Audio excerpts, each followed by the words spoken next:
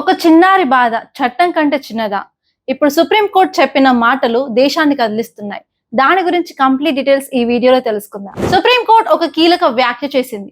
అదేంటంటే అత్యాచారం వల్ల గర్భం వచ్చినట్లయితే మహిళలు కానీ ఎస్పెషల్లీ చిన్నారులకి అబార్షన్ కి టైం లిమిట్ ఉండకూడదు అని చెప్పింది. బలవంతంగా గర్భాన్ని కొనసాగించు అని చెప్పలేమని సుప్రీం కోర్ట్ స్పష్టం చేసింది.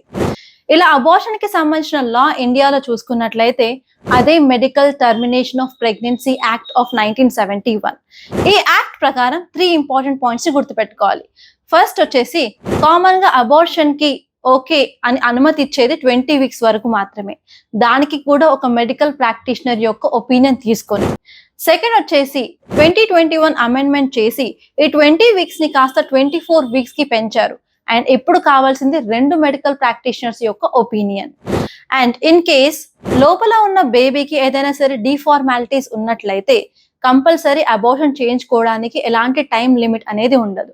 సో క్లియర్ గా ఈ యాక్ట్ ని చూసుకున్నట్లయితే అబార్షన్ కి స్ట్రిక్ట్ రూల్స్ అండ్ రెగ్యులేషన్స్ ఉన్నాయని తెలుస్తుంది. ఇప్పుడు సుప్రీం కోర్ట్ ఏమని చెప్పిందంటే అత్యాచారం జరిగిన తర్వాత మహిళలకి శారీరక అండ్ మానసిక సంక్షోభం ఉంటుంది. అండ్ చాలా సార్లు గర్భాన్ని లేట్ గా ఐడెంటిఫై చేసే ఛాన్సెస్ ఉంటాయి. దానివల్ల అన్వాంటెడ్ ప్రెగ్నెన్సీ బర్డెన్ పెరిగే ఛాన్సెస్ ఉన్నాయి. సో ఇలాంటి టైంలో ఎస్పెషలీ అత్యాచారం వల్ల వచ్చిన గర్భంలో టైం లిమిట్స్ పెట్టినట్లయితే కంపల్సరీ వాళ్ళ యొక్క రైట్ ని వయోలేట్ చేసినట్లు అవుతుంది అని చెప్పింది. ఈ సుప్రీం కోర్ట్ జడ్జ్మెంట్ వల్ల ఇంపాక్ట్ ఏంటి? ఫస్ట్ వచ్చేసి medical termination of pregnancy act కి కొన్ని చేంజెస్ వచ్చే ఛాన్సెస్ ఉంది. అంతేకాదు చిల్డ్రన్ యొక్క రైట్స్ అలాగే గౌరవం కూడా పెరుగుతుంది. అండ్ నెక్స్ట్ వచ్చేసి ఉమెన్ కి రీప్రొడక్టివ్ అటానమీ మీద రైట్స్ అనేది పెరుగుతాయి. అంతేకాదు మన దగ్గర ఉన్న చట్టాలు హ్యూమన్ సెంట్రిక్ అండ్ కంపాషనేట్ గా కూడా మారే ఛాన్సెస్ ఉన్నాయి.